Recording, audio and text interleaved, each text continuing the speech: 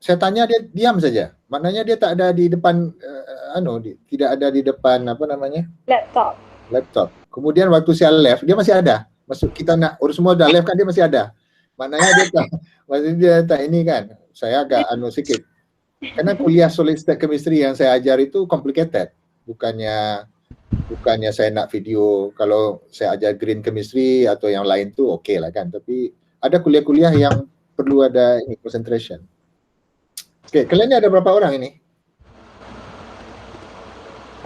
Grup kami ada dalam 8 orang.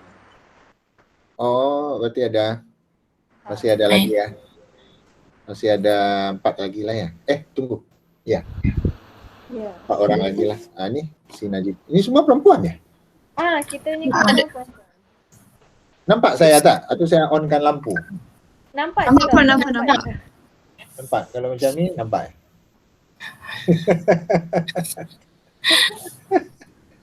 Aduh lah.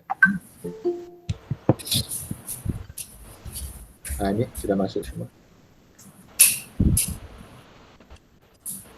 Okey. Nah, kita ni berbual saja ni. Ya. Supaya saya kenal kalian. Dan satu lagi itu satu semester masa tak terjumpa dengan student. Aneh kan? Jadi kita chit-chat aja lah. Kalian tanya saya apa, kita bincang-bincang. Tapi itulah tadi itu ini sudah ni 1, 2, 3, 4, 5, 6. Mungkin ada seorang. Anis dah masuk lah ni?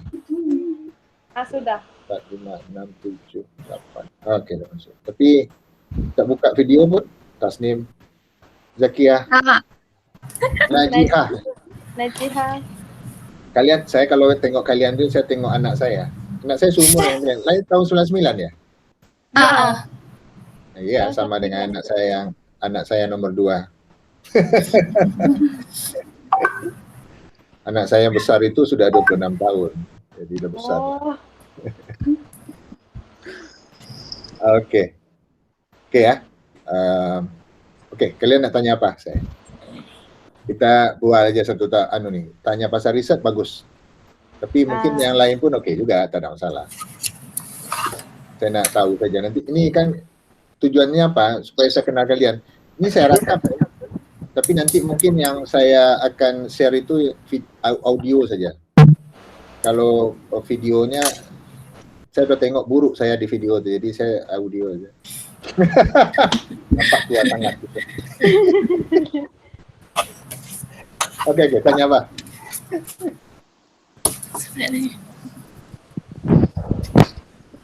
Tasnim nak tanya dulu. Sekejap. Kurang dulu. Okey, doktor, saya nak tanya. Macam kan doktor ada pergi kat Jepun kan untuk buat research tu kan? Macam mana doktor macam mana doktor dapat peluang tu?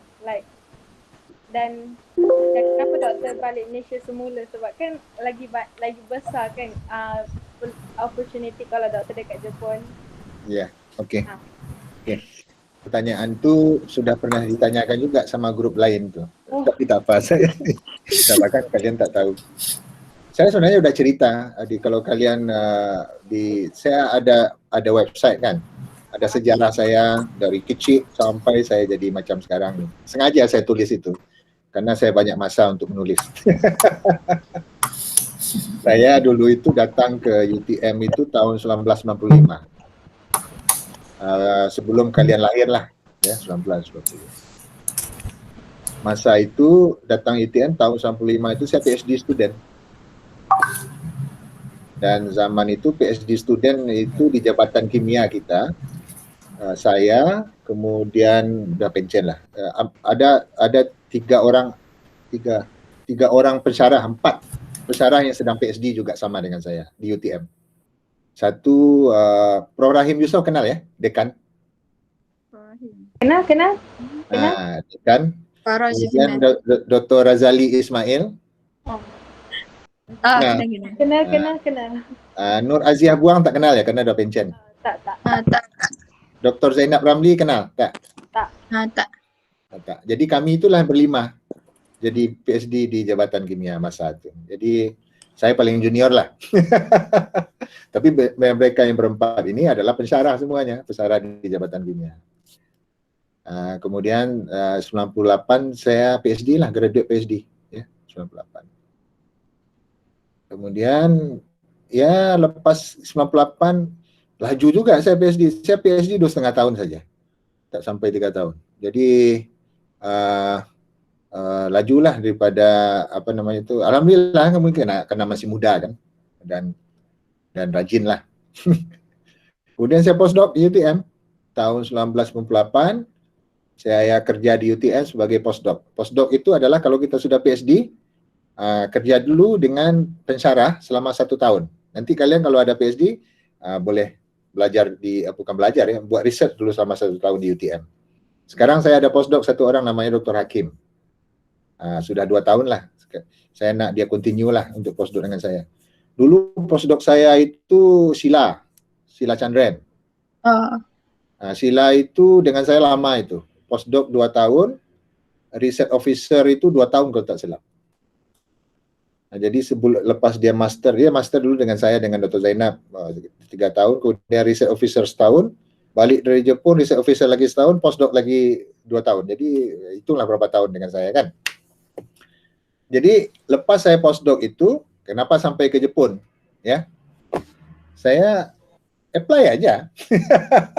Ada vacancy, saya apply itu kalau tak silap ada berapa itu? Ada zaman itu tak seperti sekarang competition-nya. Saya email. Sebenarnya bukan Jepun, saya email. Saya email ke Europe, kemana-mana. Tapi Jepun ni yang reply. Lepas dia reply, dia cakap, dia tengok CV saya okey dan semua. Udah, Adi, kamu datanglah sini. Datang, tapi dia apa namanya itu, dia apply lah ke kerajaan Jepun, di Kementerian Pendidikan yang namanya Monbusho. Kementerian Pendidikan Jepun tu ada namanya Monbusho. Dapatlah saya di situ. Jadi kalau ditanya kenapa boleh dapat di situ, karena saya apply, melamar itu dari saya tak tahu macam mana ya. Susah juga nak dapat itu ya. Kalau di application, karena dia nama scholarship-nya JSPS namanya. Japan Society for Promotion of Science, Postdoctoral Fellow. Itu kerajaan Jepun yang bagi ya, kerajaan Jepun yang bagi. Dan very kompetitif ya, very kompetitif. Dan saya kalau ditanya kenapa saya dapat, saya tak tahu. Ya mungkin tak tahu ya. Nah, kita mana tahu kan, kita berusaha saja kan. Lepas itu saya pergilah sana, tak tahu. Lepas pergi ke situ, sampai tahun ketiga saya di situ, saya di email oleh penyilia saya waktu PhD itu namanya Prof. Halimatun. Sekarang Datuk Halimatun di KL sekarang, di UTM KL. Dia itu pengarah Institut Ibnu Sina. Kalian tahu Institut Ibnu Sina tak di atas bukit sana? Tak tahu ya? Tahu. Dekat Gate Senai kan? Dekat. Okey, salah. Tahu ini Chemical Engineering. Dekat situ. Tahu. Atas itu. Masa itu belum ada bangunan. Jadi institut itu Prof. Halimatun yang jadi pengarah dia. Dia bujuk saya untuk baliklah ke Malaysia. Itulah ceritanya. Dan saya cancel, saya di Jepun itu dapat offer juga untuk sambung lagi 3 tahun. Maknanya dari 2002 sampai 2005, sepatutnya saya 2005 balik. Tapi karena dibujuk oleh Prof. Halimatun, bagus juga balik ke Malaysia. Bagus jadi pensyarah kan. Baguslah daripada kerja di Jepun, datang pagi pulang malam, macam mana itu kan. Isteri saya suka situ, tapi saya tak suka. Makan susah, semua susah. Kalau dari segi risetnya mungkin okey, good, very good. Tapi kita ni, saya tak tahu ya. Mungkin karena kita orang Islam ya. Sembahyang pun susah, semuanya susah. Sembahyang itu di makmal itu, di ujung tempat. Karena saya satu-satunya orang Islam di situ. Kemudian anak saya yang besar itu, si Farid itu tadika kan. Jadi sebelum makan tuh dia di rumah tuh dia macam ni.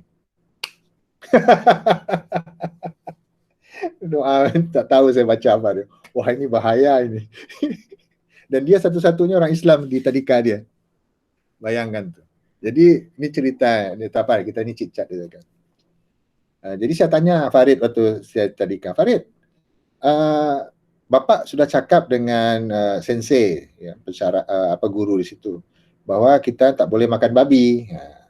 Jadi babi tak boleh, kita orang Islam. Tadi Farid makan apa? Makan sup Pak, katanya ke saya kan.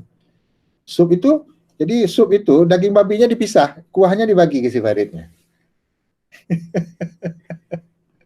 Jadi dia cerita itu dengan saya dengan istri saya, wih, saya datang ke sekolahnya, saya ceritalah dengan gurunya, bahwa tak boleh macam tu, dia tak tahu, orang Jepun tak tahu. Orang Jepun tak tahu. Tapi kalau dari aspek tinggal, gaji dan segala macam memang baguslah ya. Dan tengoklah kalau di Jepun, anak pun ada anak kawan saya, dia bagi anak itu nakal. Dia bagi nama di situ. Nama, kalau misalnya dia hilang di mall, ya, pergi ke pasar hilang tuh, dia relax aja. Pasti datang ke rumah lagi. Diantar oleh polis. Dompet pun tinggal di mana-mana pasti tak akan hilang, pasti akan sampai ke rumah. Artinya apa? Memang kalau untuk hidup memang saya pikir luar biasa lah. Kalau di sini mana basikal aja boleh hilang,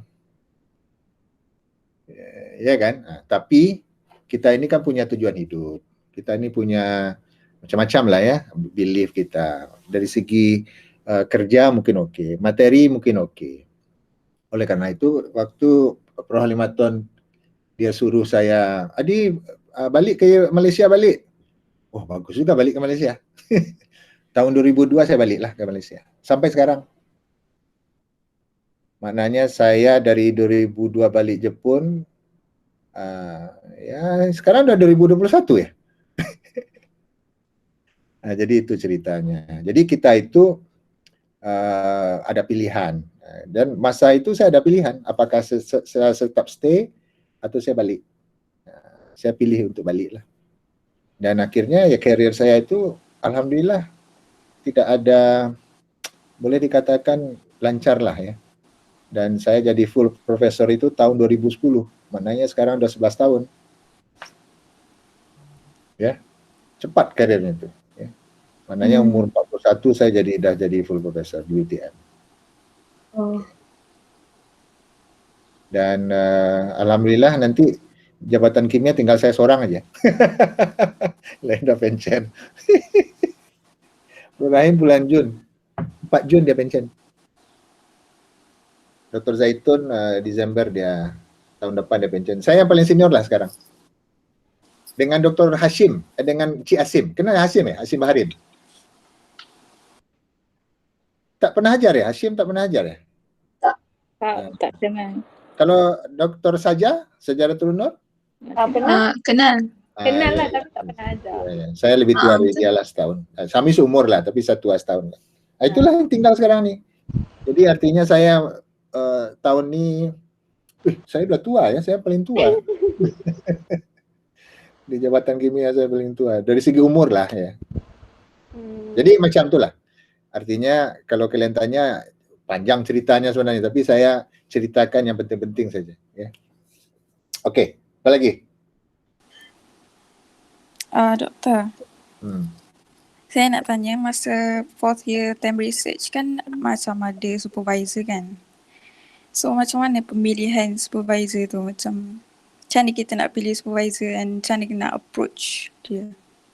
Ya, cari supervisor yang punya track record yang bagus lah. Ya. Dan tapi kalau di UTM sekarang ini pilihan itu tak terlalu, yang senior-senior udah banyak yang pensiun ya sebenarnya. Tapi yang paling penting sekarang ini supervisor yang punya pengalaman research. Itu idealnya. Tapi bukan berarti yang tidak pengalaman pun tidak oke juga. Biasanya yang muda-muda itu dia semangat. Betul-betul digayatnya kalian. Kalau macam saya relax aja tuh, kerja, discussion macam itu kan. Karena saya dulu satu masa saya ada PhD student belasan pada satu masa. Ya. Makanya tengok juga kalau ramai Saya PhD student tahun 2010 itu kalau tak silap ada 11 sampai 12 orang PhD student. Bayangkan tuh. Belum lagi saya jadi yang PhD student saya direct. Artinya ya masa saya itu kan jadi kan. Nah, tapi kalau yang muda-muda, nah, kalian tengok juga. Tengok track record dia, tengok karakter dia. Nah, kalau saya di Jepun tuh ada supervisor student PhD orang Jepun ya. Oh, ganas. Itu kalau ganas tuh di hardik-hardiknya kita, di tengkingnya. Nah, itu susah, stres juga sudah nanti kan. Nah, jadi kalian tengok satu dari track recordnya, tengok yang kedua itu dari segi bidang dia, ya, kalian suka. Tapi yang paling penting itu kalau untuk PhD ya, yang paling penting itu kalian suka tak dengan dia, dengan attitude dia, dengan ini, macam dia mendidik tak, macam itu. Kalian boleh tanya-tanya dengan pesara-pesara tu. Saya ada satu PhD student, dia sudah graduate lah sekarang. Namanya itu si Siti Hajar. Dia pesara di UiTM. Karena UiTM dia kan ada scholarship. Lalu waktu dia datang ke saya, dia cakap, Prof, saya nak sedang mencari penyelia, dia cakap. Boleh? Tapi belum lagi nih, saya sudah coba jumpa dengan 6-7 pesarah katanya. Karena dia buat scholarship kan. Dia pergi ke chemical engineering, dia pergi ke jabatan kimia, dia jumpa dengan pesarah-pesarah. Lepas tu saya dah lupa dengan dia. Tiba-tiba lepas berapa bulan dia datang lagi. Saya cadangkan, you pergilah ke situ karena dia hebat macam tu. Tiba-tiba dia tak jadi dengan pesarah tu. Dia datang ke saya. Tak tahulah Prof katanya. Saya suka dengan Prof katanya. Akhirnya dengan saya dia sampai graduate. Dia baru graduate 2 tahun lepas lah. Ya. Jadi cara dia pandang itu berbeza-beza orang. Ada yang orang yang dia jumpa dengan pesarah itu udah stres duluan dia. Oh, dia cakap, you kalau dengan saya pukul 8 masih masuk. Nanti jam 5 baru balik kata dia. Dengar itu ada stres dia. Paper, Betul. saya akan kontrol paper. Dan itu berlaku di Jepun. Di Jepun dia kalau balik tanya Sheila Chandran tuh, pukul 11 malam baru balik. Karena profesornya pukul 10 balik. Malam ya. Jadi student itu biasanya dia segan kalau balik lebih awal dari profesornya. Mau tak kalian macam tu? Ya okey kalau untuk research career okey. Tapi kalau saya tak mau saya. Kita ni hidup sekali aja, enjoy lah sikit. Betul. Dan kita kalau boleh memilih, pilihlah yang sesuai dengan kita kan. Ada yang ganas. Jadi macam tu Fariha. Track record apa? Kemudian track record orang itu yang penyelia. Yang kedua apa? Bidang yang kita suka. Bidang yang kita nak. Betul ya? Kita nak bidang apa? Yang ketiga apa tadi?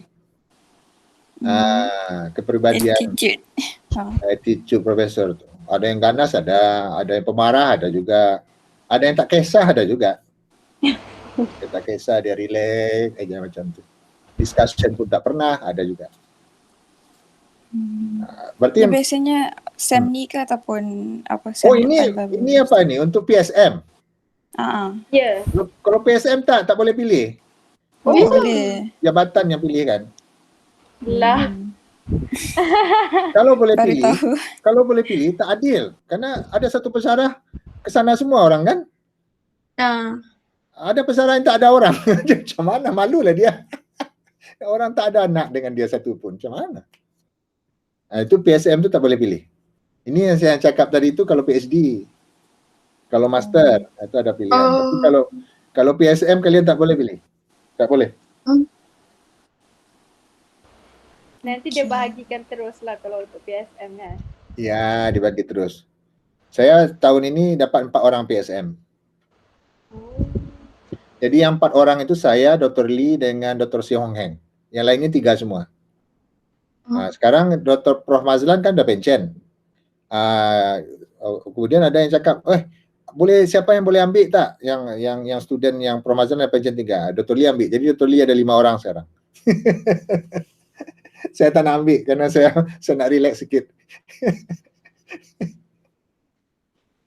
Jadi macam tu ya. Kalau PSM. Tapi sekarang ni tak ada masalah, siapa pun okey. Kenapa? Tujuan PSM itu untuk supaya kalian itu, rupanya buat riset tu macam ni. Karena kita nak prepare kalian kalau ada yang berminat untuk master, untuk PhD. Atau kalian tu nak bekerja sebagai researcher. Tapi kalau sebagai researcher biasanya continue kan master dengan PhD. Tak ada orang researcher sampai undergrad saja, dia tak ada. Dia pasti adakan continue master dengan PhD. Ya.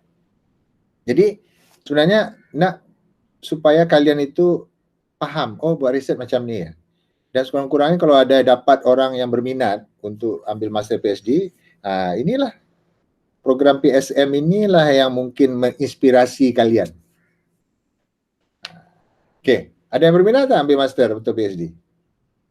Karena ada sekarang ni program fast track, direct dari PhD.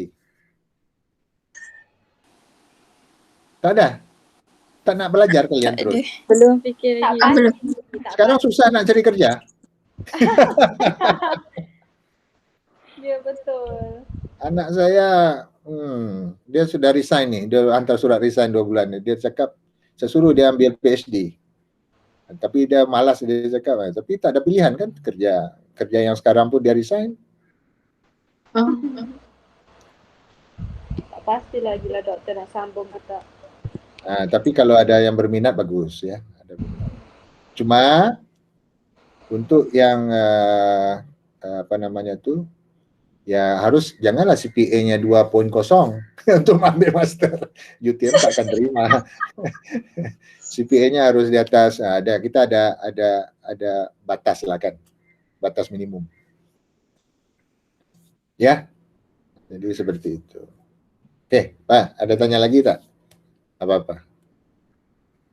Saya sekurang-kurangnya saya berbual macam ni, ada saya tangkap 1, 2 atau 3 orang continue master PhD, saya sudah gembira tu. Tak semuanya 77 ambil master kan, tak cukup juga UTM macam mana.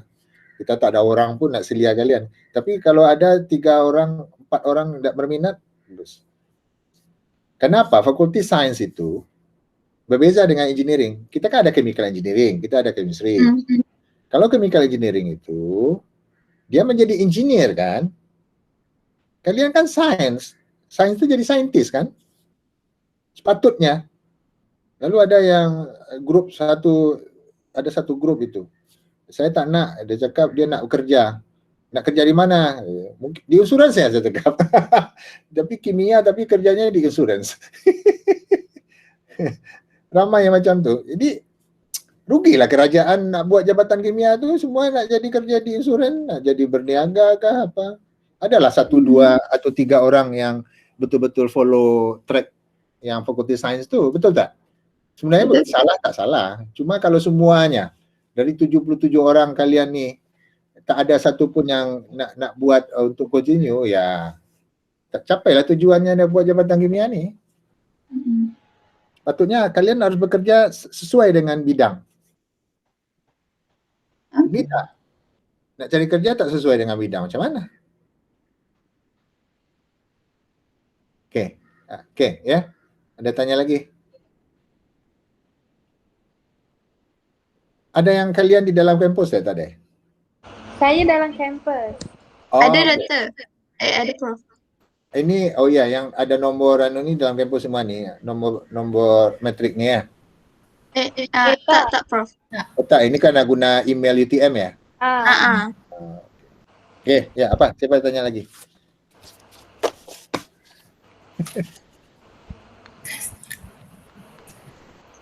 Taslim ada soalan. Prof, kalau kan mana nak cakap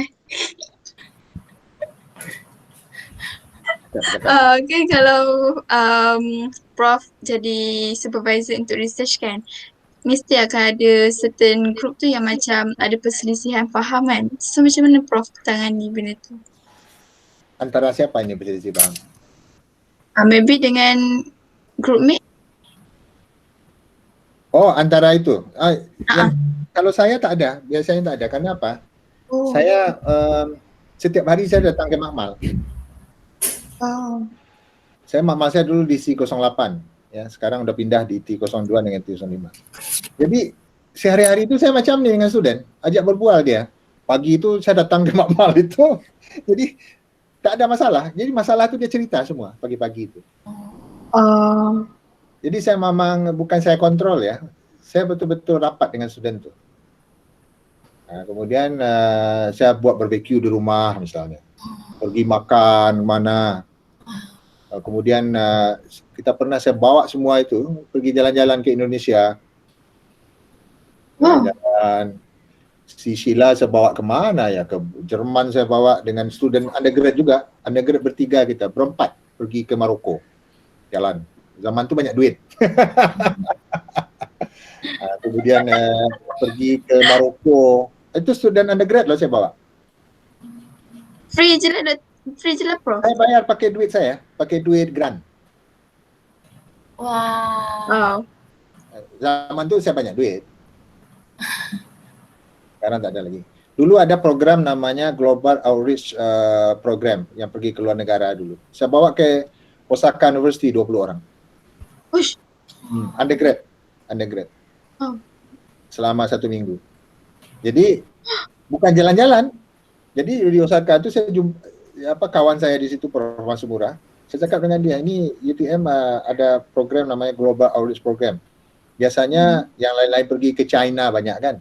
Itu jalan-jalan, ambil gambar. Minta. Cari dari 20 itu, cari 10 profesor. Jadi profesor itu udah prepare buat amali selama 1 minggu.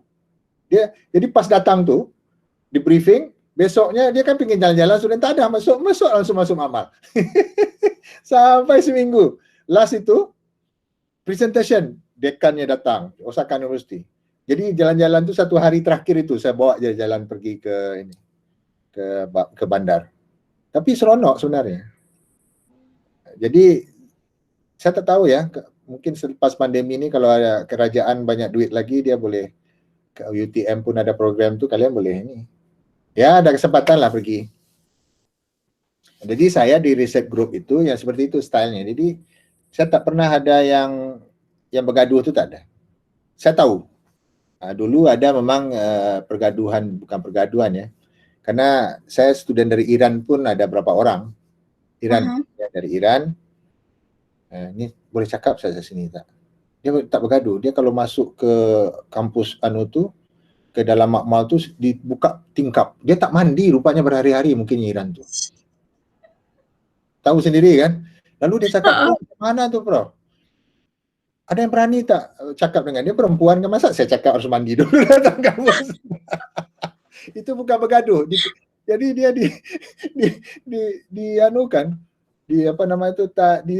macam tu kan. Tapi tak semua Iran macam tu, tapi ada satu Iran tu macam tu. Dia masuk, semua orang dah buka pintu. Karena di Iran tu biasanya kan dia sejuk kan. Jadi mungkin dia tak mandi. Pagi dia tak mandi, mungkin dia mandi malam, saya tak tahu juga. Nah, itu bukan bergaduh. Jadi macam tak, akhirnya ada salah seorang student, dia pelapis si Rasidah, berani dia cakap. Dia cakap, "You mandi ya, kena bau," katanya kan. Lepas tu baru dia datang tu okey sikit. Jadi saya manage-nya itu ya seperti itu. Saya tak pernah marah, saya tak pernah marah. Jarang, marah tapi saya tak pernah. Tapi ada juga pesara yang suka marah-marah, ada juga. Betul. Kenapa? Prinsip saya kalau mengajar itu, contohnya kalian ya, kalau saya marah ya misalnya. Kalian kan sudah tak suka dengan saya marah-marah kan? Betul. Lalu saya mengajar. Kalian pasti benci dengan saya kan, masa boleh masuk? Tengok saya waktu saya presentation pasal Ibnu Sina tu. Hati kita mesti lapang untuk menerima ilmu tu kan. Mesti kita ada salat malam. Bayangkan kalau kalian benci dengan saya mengajar. Pasti apa saya cakap tu tak masuk. Yakin. Jadi saya punya prinsip seperti itu. Makanya saya termasuk yang relax ngajar. Tapi kalau saya marah tu saya sindir-sindir. tadi pagi pun macam tu juga. Pada senyap aja. Saya cakap ni solid state chemistry ni bukannya mudah. Dia ada calculation, ada konsep. Ya, ini saja tak tahu macam mana. Nanti tengok ni, kalau exam tak boleh jawab, saya tak akan bagi markah ini. Tak boleh, zero. Dan saya rakam kan, sudah like online, sinkronos lagi, kemudian saya letak lagi di Facebook. Bayangkan tu. Oh. Semua orang boleh tengok lagi video tu berkali-kali. Tengok, kalau kalian boleh jumpa salah saya, bagus, saya bagi markah tinggi. Maknanya kalau dia dah tahu saya silap pengajar, maknanya dia nanti follow kan. Kadang-kadang saya sengaja saya salah-salahkan. Lalu setelah saya salahkan, saya WhatsApp. Coba siapa yang tahu apa yang salah tadi. Senyap semua, berarti dia tak ada yang dengar. Tapi ada 1-2 orang yang reply. Dia reply, oh Prof ini salah, wah bagus. Tahniah, dia cakap, berarti kamu yang tengok. Berarti paham. Jadi seperti itulah ya ceritanya. Jadi kalau untuk jadi researchers itu, kita mesti, knowledge kita mesti cukup. Dan konsep-konsep yang undergraduate itu mesti kalian pahami, barulah boleh naik level jadi researchers. Naik level jadi ini. Kalau misalnya stoichiometric aja tak tahu, macam mana? Solid state chemistry misalnya nak hitung kira lattice parameter aja tak tahu, macam mana nak kaji yang lebih dalam lagi? Yang basic-basic tak tahu. Nah, jadi itu yang paling penting. Sebelum kita buat research itu, yang teori-teori yang basic-basic itu mesti tahu. Ya. Kemudian basic-basic misalnya misalnya termodinamik. Ini pernah case ini di Jabatan Kimia. Kalian tahu sulfuric acid ya? Sulfuric acid kalau campur dengan air itu macam mana cara nak campur? Air dimasukkan ke sulfuric acid kah atau sulfuric acid dimasukkan ke air?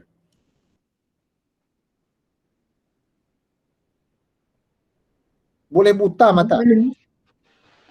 Yang student tu kalau tak silap dia, apa lagi kesilapan dia ya? Dia tak buta. Yang ini dia pipette. Dia pipette acid. Sampai ini lidah dia dia kalau makan dia tak boleh rasa lagi. Itu di jabatan kita tu.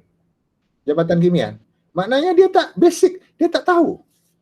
Artinya dia tak tahu saya apakah kita yang salah mengajar atau dia memang cuai, kita tak tahu.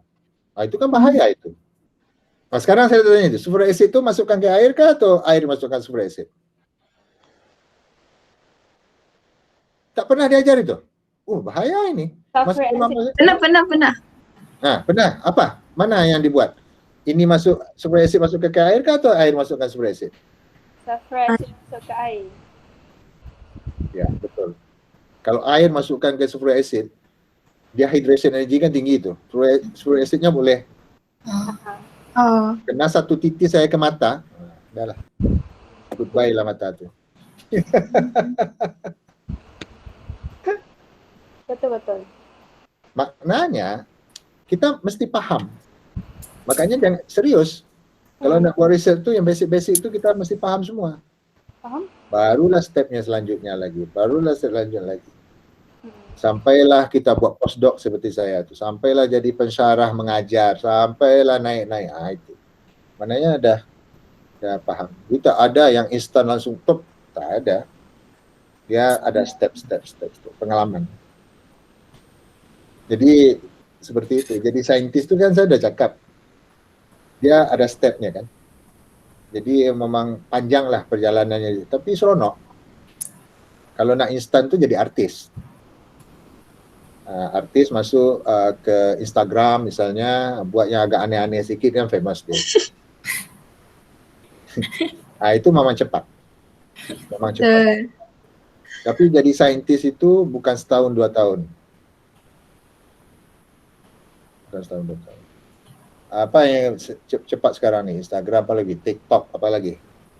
Famous kan? Instagram yang paling ramai sekarang kan? TikTok. Jadi kalau tujuan kalian nak jadi famous tu, tak perlulah belajar kimia. Kalau belajar kimia itu bukan itu tujuannya, bukan untuk jadi famous. Bagus jadi selebriti Instagram ya, Telegram. Influencer. Hah? Influencer. Influencer. Influencer. Tapi itu bagus juga. Tapi influencer yang bagus. Yep. Jadi YouTuber boleh kaya raya. Nah, cuma sekarang ini YouTuber yang ada sekarang ini menyampah semua kan. Tak mendidik dia. Betul. Nah, saya tengok sekali habis itu tak pernah tengok lagi. Ada juga saya tengok sesekali. Karena apa? Dia tak mendidik. Yang satu lagi dia pamer satu kekayaan materialistik yang dididik orang itu. Ya.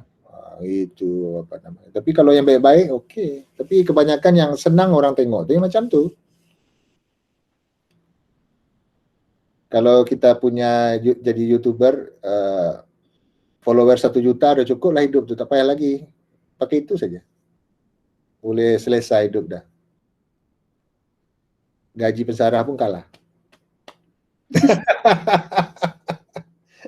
Boleh puluhan ribu sebulan jadi YouTuber itu. Tapi so what? Betul tak? Kalian perlu pikirkan dari sekarang nih, untuk masa depan kalian tuh nak jadi apa nanti ke depannya yang berguna bagi orang lain. Kalau nak jadi YouTuber tuh apa? Yang berguna bagi orang lain tapi orang lain tuh ramai yang follow kita. Kan bagus juga. Kalau hanya sekedar untuk pamer-pamer kekayaan, kecantikan apa semua, ya itulah yang sekarang ini. Tengok, like kan. Jadi influencer, ya influencer yang betul-betul. Oke, ya. Saya kan ada Facebook tuh, tapi jarang saya posting di Facebook. Makanya yang Facebook yang kuliah tuh tak ada friend-nya. Friend-nya satu orang aja friend-nya. Memang saya buat Facebook itu hanya untuk kuliah. Bukan ada yang request friend ramai juga, tapi saya tak approve karena tujuan saya bukan untuk itu. Tujuan saya buat Facebook itu untuk platform saya kuliah. Karena setahu saya di Jabatan Kimia yang gunakan betul-betul Facebook saya aja. Yang lain tak ada kan? Ada ya? Tak. Karena Facebook itu menarik bagi saya. Kita posting, ya. Misalnya saya posting sekarang nih. Saya set aja. Dia otomatis pukul 8 pagi besok dia akan keluar. Saya relax, saya tidur. Padahal saya tak ada tuh di depan tuh. Dia otomatis. Oh, kalian tak tahu ya? Tak. Kemudian saya boleh tahu siapa yang tengok. Scene. Siapa yang tengok tu saya tahu. Di Facebook Siapa yang tak kan tengok? di sebelah kanan tu. Ya, faham ya? Dan yang komen tadi tu, saya perlu tahu kalau misalnya kalian masuk, saya kan letak yang saya tahu siapa yang tengok, saya tahu siapa yang tak tengok. Nah, itu satu. Dan saya tahu kadang-kadang kan profil kalian saya tahu. Saya klik tek ada gambarnya kan. Oh, ini orangnya rupanya. Jadi banyak keuntungannya. Dan satu lagi, tidak macam e-learning. E-learning tu sering down. Saya dulu guna e-learning. Betul. 20 tahun lepas kalau tak silap itu. Aduh, saya frustasi saya. Saya dah letak situ hilang semuanya. Lepas tu saya tinggal sudah. Dan Facebook ni tidak pernah down. Mana pernah down dia? Tak ada. Free lagi. Kemudian saya boleh tengok kalian kan. Oh sekarang sudah kerja di mana dia. Oh sekarang dia, oh macam ni backgroundnya. Dan banyak tengok itu. Artinya platform yang menurut saya tak tahu ya. Kenapa orang tak gunakan ya? Ini menarik platformnya. Kemudian kalian kan kalau posting, saya tugasan pergi ke inbox kan. Kan senang. Dan saya tahu kalian submit jam berapa. Kemudian ini, kemudian dia tak hilang. Jadi seperti itu. Dan menarik. Dan di UTM saya selalu dapat email tuh. E-learning tidak ada nih, tidak dikunjungi oleh student. Karena memang saya tak pernah buka pun e-learning tuh. Jadi dah sudah bertahun-tahun saya tak guna. Saya tak pernah guna memang sejak saya jadi pensara di UTM sudah hampir 20 tahun ni. Jadi macam tu. Okey. Ada lagi yang nak bertanya? Izani nak tanya. Izani yang mana ni? Tunggu sekejap. Yang ada raya-raya ni. Yang beraya dulu tu, doktor. Semangat kawan. Izati. Sharifah Izani. Izani. Mana tak ada Izani. Sharifah Izani. Yang Oh, pakai ada ni. nih. Ya. Ya. Ada. Ah, Di mana Izan nih? Di rumah ya? Macam di belakang itu di tempat ini. Di rumah ini background Background Google. Google. Oh, backgroundnya. Saya pikir di tempat orang kawin ini.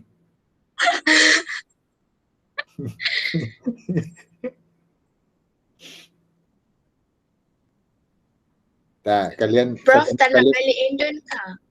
apa? Udah hampir 3 tahun tak balik. Oh. Tak selalu. Indon dekat mana? Apa tuh? Saya Indon di mana? saya di Sumatera. Sumatera Barat. Padang, tahu Padang? Tahu. Nah, tahu. Kemudian saudara saya di Padang Sebang, di Melaka. Satu kampung itu family semua. Dan sudah merantau abad ke 19. Dan saya punya silsilah dari 1900, ya sebelum abad ke-20, silsilah itu. Dan sebagian itu di Indonesia, sebagian di Padang Sebang. Jadi family banyak sini. Ada yang di Kelantan pun ada. Oh. Dan dulu memang tak ada, dulu kan tak ada Merdeka, belum ada kan. Jadi memang family itu selalu. Jadi di apa namanya itu, saya ada yang orang Negeri Sembilan tak sini? Izani. Negeri Sembilan ya? Izani Saya Negeri Sembilan. Hah? Saya duduk di Negeri Sembilan. Apa? Orang Minang kah atau orang bukan? Orang Noguri? Sukunya tahu sukunya apa? Tahu suku Tanah Datar? Tanah Datar itu kalau pergi ke kampung itu, Tanah Datar itu nama daerah kalau di Sumatera itu. Jadi orang Tanah Datar itulah yang merantau ke Malaysia jadi suku dia. Suku Tanah Datar tak ada di Sumatera. Yang ada itu adalah namanya itu macam apa namanya itu, dia luasnya macam negeri Melaka lah, Tanah Datar namanya. Jadi suku apa lagi ya, Batu Hampar, kenal ya? Batu Hampar itu nama kampung. Jadi orang Batu Hampar itu yang merantau ke Malaysia. Kemudian ada lagi suku Simolonggang, Datuk Seri Zaini Ujang, yang Vice Chancellor UTM yang lama itu sukunya Simolonggang. Dia cakap, sudah pernah Kak pergi ke Simolonggang? Saya cakap, belum pernah, nanti saya bawa ke Simolonggang itu nama kampung. Jadi suku yang ada di Malaysia itu, namanya itu orang yang, nama daerah kalau di Tanah Datar itu besar itu. Sudah pernah pergi Tanah Datar belum? Belum, tak pernah. Tak pernah, nanti pergilah. Tengok, type Tanah Datar di Google. Situ tahu Tanah Datar itu macam mana. Jadi sebenarnya kalau memang tak ada bezanya, Cuma ya apa namanya tuh, ramai yang apa namanya yang tak tahu cerita-cerita seperti ini. Pas datang, suku kita jadi nama kampung sini. Padahal suku Tanah Datar tak ada. Orang Tanah Datar itu yang pindah. Oke, ada pertanyaan lagi. Itu bukan pasal research itu. Itu bukan pasal research. Saya nak cerita lah ya, UTM ya. UTM itu kalian tahu sejarah UTM tak? Tak tahu ya? Tak sangat. Tak tahu. Baca buku Nasri Ainuddin. Tebal bukunya. Baca itu, kalian kalau baca buku itu nampak semangat apa perjuangan Tan Sri Ainuddin itu memajukan orang Melayu. Itu luar biasa. Dan tahun 70-an itu pensyarah Indonesia itu ramai di UTM. Dan itulah yang menguasai, ada sekitar 50 orang dipinjam dari Institut Teknologi Bandung. Setahun sampai 2 tahun untuk buat kurikulum, untuk buat fakulti. Kalian tahu Fakulti Alam Bina tak? Tahu? Tahu. Kalian pergi ke bilik mesyuaratnya, tengok ada gambar di situ. Siapa dekan dia yang pertama kali? Itu yang dari Indonesia. Karena zaman itu mah tak ada orang, import semua. Jabatan kimia, sama. Nah, sekarang tinggal saya seorang aja kan. Kenal ini tak? Ini saya rakam video tak apalah. Kenal Datuk Seri Akril Sani tak? Timbalan Polis Negara. Tak. Tengok, type di Google Akril Sani. Dia timbalan, kan ada Polis Negara, Ketua Polis Negara kan? Jadi ada timbalannya 4 orang kan? Pak Akril Sani itu, ayahnya dulu pensyarah matematik UTM. Orang Indonesia. Tahun 70-an dia datang, bawanya lah Akril Sani itu datang ke sini. Masih budak. Sekarang timbalan Polis Negara dia. Anak Pak Sani Abdullah Sani nama ayahnya. Abdullah Sani. Abdullah Sani itu pensyarah matematik. Jadi dia pensyarah yang dipinjamkan dari Indonesia. Anaknya itu yang sekarang timbalan Polis Negara. Oh. Tapi dia tak mengaku kan? Tak mengaku. Anak Pak Sani rupanya. Bukan tak mengaku, orang tak tahu. Jadi dia datang ke sini. Jadi makanya apa? Kalian tuh kalau tahu macam ni, rupanya macam tu ya. Boleh tahu kan? Karena apa? Kita ni yang Melayu, betul tak Melayu kan? Tan Sri Ainuddin tu dia nak memperjuangkan macam mana ni UTM itu supaya orang Melayu ni pandai. Supaya orang Melayu tu maju. Makanya dibuatlah UTM ini. Nah, itu sejarahnya. Jadi makanya masjid tengah-tengah. Makanya karena Tuhan untuk manusia. Itu mana ada universiti lain macam tu, tak ada. Betul tak? Betul. Ada masjid di tengah-tengah, yang UAE saja ada masjid tengah kan macam UTM kan. Kerana UAE memang universiti Islam kan. Ya. Dan saya tak tahu ya. Jadi kalau baca buku sejarah itu, zaman awal-awal itu tahun 1956 Maktab Teknik, semua diajar pakai bahasa Inggris. Ya. Lepas Tan Sri Ainuddin dia itu menjadi Vice Chancellor UTM yang 20 tahun. Dia cakap kalau kita nak orang Melayu jadi hebat, dia punya prinsip macam tu. Kita mesti memperkasakan bahasa Melayu. Makanya lah diimportlah pesara dari Indonesia tu ramai, ada 40-50 orang. Disuruh mengajar pakai bahasa Melayu. Jadi untuk memperkasakan orang Melayu.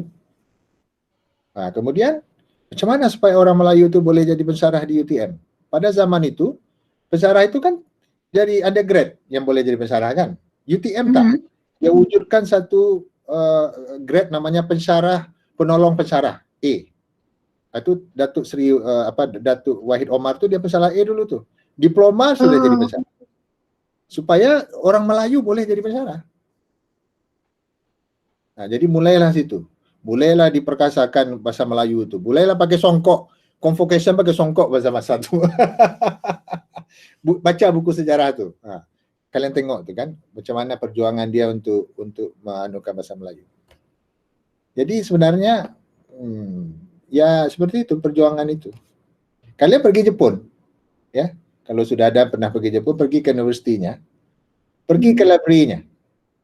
Tak ada buku bahasa Inggris, boleh hitung jari buku bahasa Inggris.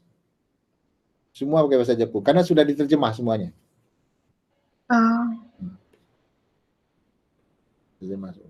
Kita ni sok-sok pakai apa namanya tu sikit-sikit kan. Betul. Pelik saya. Gila, di negara sendiri pakai bahasa Inggris macam mana? Boleh lah, tapi kalau ada Mak Saleh datang, tapi antara kita pun saya pun pelik. Balance wall, dua-duanya mesti fasih. Itu okey. Tapi kalau bahasa Melayu pun tak boleh, macam mana?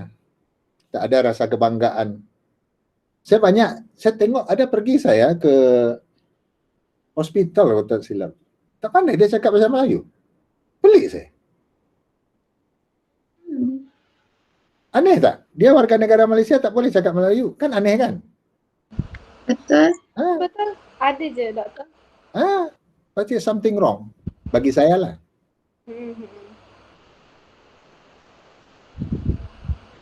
Itulah konsep macam tu. Okey, apa lagi? Tanya apa ni? Ini sudah bukan riset lagi ni. Kenapa? Kita belajar itu akan lebih paham kita kalau dengan bahasa ibunda kita belajar. Betul. Betul? Jadi, Kalau lepas tu bolehlah macam saya sengaja saya cakap Abbasiyah ya, sejarah Islam tu. Abbasiyah itu dia apa namanya maju kan zaman abad ke Islam abad ke berapa tu, agak ke-7, ke-8, 9, 10 itu kan maju 11 lagi maju. Kenapa? Zaman itu Islam itu hebat kan? Buku-buku yang Yunani, buku-buku dari mana terjemah semua ke bahasa Arab. Dan pusatnya di Baghdad waktu itu. Dari Syria dia pindah ke Baghdad. Dan sekarang masih ada, yang ditinggal masih ada. Sejarah itu masih ada, buku-buku itu masih ada. Tapi sebagian kan sudah dibakar setelah Mongol dia serang itu Baghdad itu. Dibakarnya kan, buku-buku itu semua dibakar.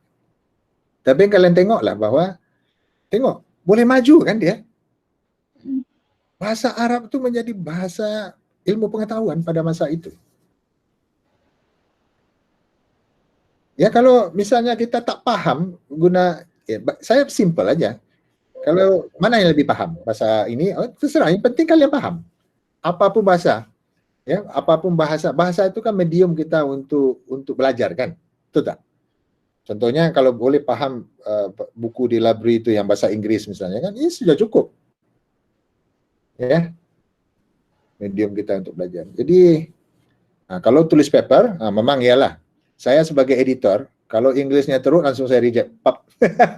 Saya tak baca lagi, saya reject. Ini pagi tadi sudah saya reject ada satu paper nih. Saya kan editor MJ Fast namanya, jurnal UTM.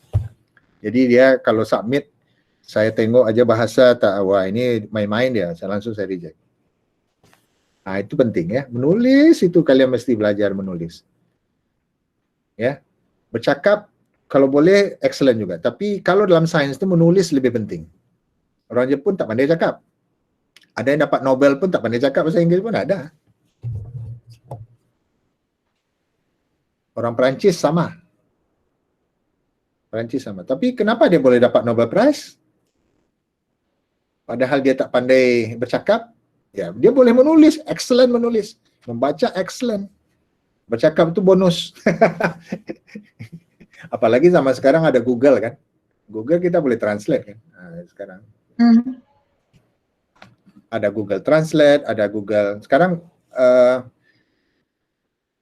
kalian menulis, saya nak apa namanya itu supaya cepat apa? Kalian tuliskah atau ini cepat ni? Anis ni kenapa keluar ni? line dia ke doktor? Ya. Itu dia Nanti kalau ada masa saya ajarkanlah trik-trik nak gunakan Google macam mana. Saya kan biasa guna ni, kadang-kadang saya buat catatan ya. Tapi tak, di handphone itu, kalian ada Google Translate kan, tahu kan Google Translate yang kita boleh voice kan? Kalian cakap aja, dia langsung type kan? Cut and paste saja, udah jadi itu. Tak perlu type. Setiap hari kalian buat tu jadi catatan harian. Sekarang tak perlu lagi type-type, pakai handphone ya. Saya sudah buat sekarang ni. Kemudian Google. Google itu, kalian pernah tak gunakan handphone? Saya bisa ambil handphone saya ya. Yang gunakan Google, dia langsung baca sendiri. Voice, Google Voice. Tak pernah ya? ada tapi tak pernah guna. Gunakan itu. Semua fasiliti itu gunakan untuk belajar. Saya nak tunjuk ya, kejap ya. Boleh Okay. doktor?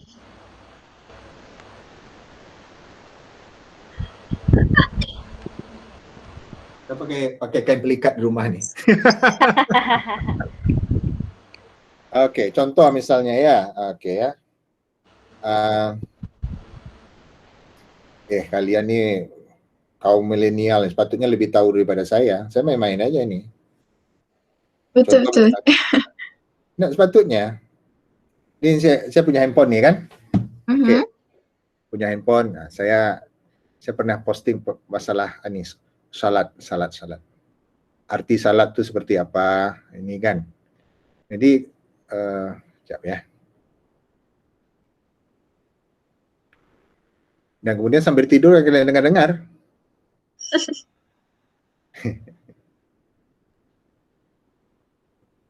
Ini contoh bacaan salat nih, tapi pakai bahasa Indonesia ini. Ini kalian tahu tak ini kalau di sini tuh di ujung sebelah kiri ini Google ada gambar orang ini. Kemudian kalian klik aja ini. Ya, dia baca sendiri. Nih, baca dia sendiri tuh. Ini Google yang di handphone nih. Bacaan salat dipublikasikan oleh Hadi Nur. 1. Niat. Bacaan niat dilakukan sebelum melakukan. Bahasa Melayu ada, bahasa Inggris ada, dia boleh translate direct. Kalian gunakanlah, coba-coba ini untuk bahan untuk kalian belajar. Jadi, pernah tak guna? Tak pernah ya? Kalian Tak pernah. Google-nya install yang Google untuk ini, Google untuk handphone. Google Translate. Bukan Google Translate. Oh, Google Chrome biasa. Google Chrome biasa, tetapi yang ada tulisan di atas ini, ha. Ada gambar orang di atas nih. Yang Google Voice nih. Dia otomatis dah. Oh. Otomatis. Apalagi yang Google Translate itu, Google Translate, itu lebih mudah lagi. Betul. Kenapa? Ini bukan masalah riset lagi ya? Ini contoh ya, misalnya kan. Yang Google ini, nih. Halo, terima kasih. Langsung dia kan. Lepas itu kalian cut paste, kemudian tak payah pun type, cerita saja. Ya macam ni tu kata. Langsung, lepas tu kalian cut, paste, dah. Kalau ada idea langsung aja rakam tu. Tapi ada sekarang ni yang berbayar, dia langsung jadi teks. Betul, ada. Betul. Tapi bayar itu. Oh. Jadi kalian gunakan yang free-free ini aja untuk membantu kalian untuk buat tugasan. Sebenarnya apa yang di apa namanya tu, yang di internet tu, kalian rakam aja dia. Dan tidur aja. Atau pagi-pagi itu udah 5,000 perkataan, tinggal cut and paste saja, edit dah jadi report. kemudian nak translate pakai bahasa Melayu, translate. Nak pakai bahasa Inggris. Ini bukan cheating ya, tapi teknologi itu sebenarnya ada yang sekarang itu kalian dah boleh gunakan. Easy. Dan medium ini dalam belajar itu perlu kalian pahami juga. Dan saya sekarang jadi pensyarah karena dah tahu macam ni. Sepatutnya kita ni discuss macam ni. Jadi pensyarah tu discussion, bukannya nak mengajarkan tak. Kalian baca sendiri, kemudian apa yang tak faham, discuss. Patutnya. Ya. Tapi kan tak sekarang ni kan masih diajar detail kan. Macam budak-budak sekolah kan. Sepatutnya tak macam itu. Zaman saya dulu iyalah. Zaman saya dulu kan pakai whiteboard, bukan whiteboard tu, yang pakai kapur tu. Blackboard. Dia tak white itu, warnanya hijau. Ada yang black, ada yang hijau. Tapi biasanya hijau. Hijau tua. Dan saya ke UTM sudah tak ada. Sekarang di UTM tak ada lagi kapur. Tak ada lagi white yang board yang macam tu. Dan sebenarnya seronok pakai board tu. Ngajar. Seronok pakai board tu. Daripada pakai apa nama itu? Pakai ink. Whiteboard. Okey, apa lagi ni? Dah sejam ni. Ya, kalian kan tak ada makan siang kan? Tak ada. Ada. Puasa, doktor. Puasa. Ya, tadi sahur jam berapa? 5. 5 tu. Kalau 5 tinggal 20 menit aja tu makannya. 30 menit lah, setengah jam. Setengah jam ada lagi. Okey, ya. Ada apa-apa lagi? Tak ada? Tak ada yang berminat jadi researchers? Tak ada? Degree pun dah penat, doktor. Penat? Aduh. Saya tanya setiap grup tu. Jarang yang berminat memang. Jadi kita ni, Malaysia ni kekurangan saintis. Sangat kekurangan. Ciri negara maju, dia saintisnya ramai. Jadi kalau saintisnya tak ramai, bukan negara maju. Negara maju itu dia research-nya mesti strong, baru dia maju. Kita ni bukan negara maju, kita ni pemakai. Import barang, sesuai sikit, kita pakai. Jadi kalau negara maju itu dia ekspor, dia buat sendiri. Itu baru dia ni produk sendiri. Kita mana ada, sampai sekarang tak ada. Jadi untuk boleh jadi macam tu, kita nak saintis ramai. Baru kita jadi negara maju. Ini tanggungjawab kalian semua kan? Dan tanggungjawab saya juga membujuk student-student yang pandai-pandai itu supaya jadi saintis. Tapi kalau satu pun tak ada, waduh, macam mana ni?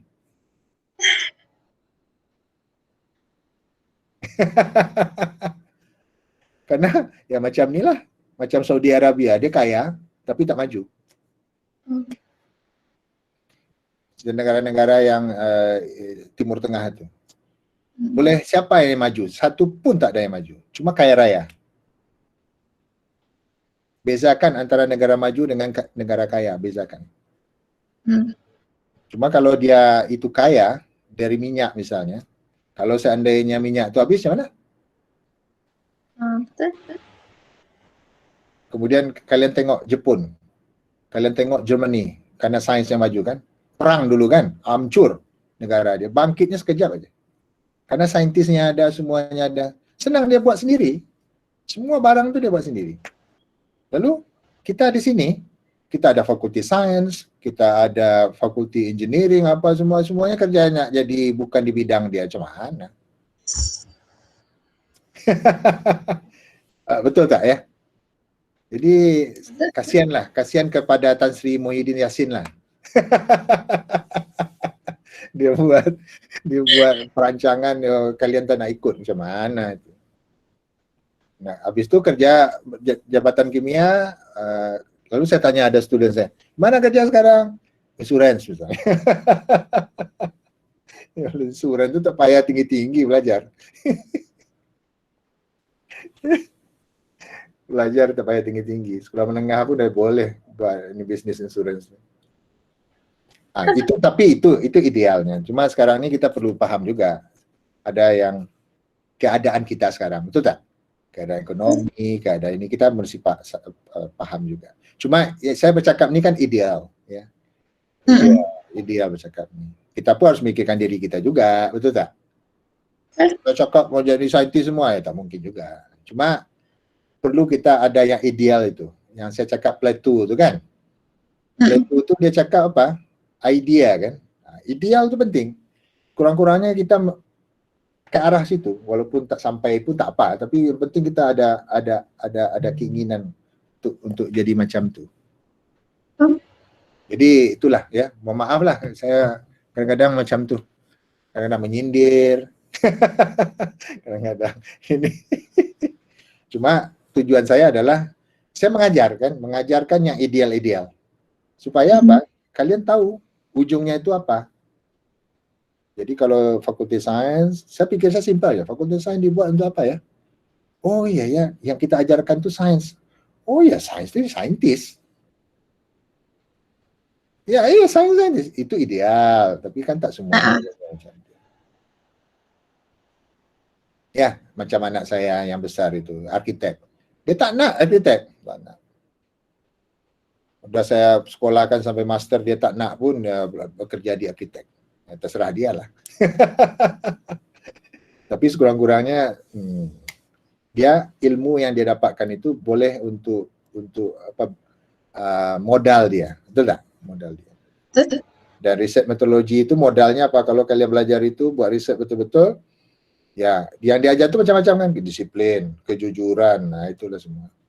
Jadi itu yang jadi modal kalian. Oke, ya. Jam 2 ada lagi nih student lain nih yang ini. Tak apalah, kurang-kurangnya saya udah kenal kalian lah ya. Nanti kalau jumpa dengan saya di sapa lah ya. Baik. Tahun depan mungkin jumpa saya lagi kan? Ya. Boleh Doktor. Kalian kan tahun 3 baru kan? Ya, betul.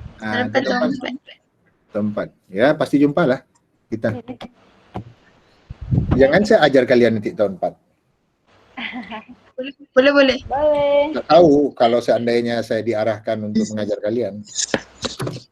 Patutnya yang kuliah ini, riset metodologi ini Prof Mazlan. Oh. Mazlan pencen, dia tak nak ngajar lagi. Sebenarnya dia udah pencen dah 2 tahun. Tapi dia itu apa namanya itu ya? Profesor yang ini tak tahu apa namanya itu. Amal bakti kalau tak silap. Jadi dia itu tak dibayar untuk mengajar. Jadi dia berbakti lah. Tapi lepas dia didapat ini dia tak nak berbakti, jadi saya gantikan. Ya orang berpikir juga kan, tak dibayar saya pun kalau macam tu, kecuali kalau saya ada masalah kan, saya boleh. Oke ya, jadi itu. Mohon maaf lah kalau ada apa-apa. Sebenarnya chit-chat aja nih ya. Dan saya pun malu nih kalau saya posting semua orang tengok kan. Jadi nanti mungkin audio saja saya yang ini. Yang saya apa Baik. namanya. Boleh saja. Boleh. Ya. Oke. Jadi tadi saya sudah tangkap gambar tadi ya? Belum ya? Betul. Belum ya? Tangkap gambar. Nanti lepas ada 77 orang tu saya tangkap gambar semua. Kalian pernah tak 77 orang ada bergambar bersama? Tak. Saya buat nanti ya. Boleh saja. Ini dah lengkap ini. Dah lengkap maksudnya grup, tinggal 2 grup lagi. 3 grup lagi. 1, 2. Itu mana? 1, 2. Okay. Tunggu sekejap, satu lagi. Ini komputer saya nih, tunggu sekejap ya. Ini kenapa dia ini? Oke, kejap.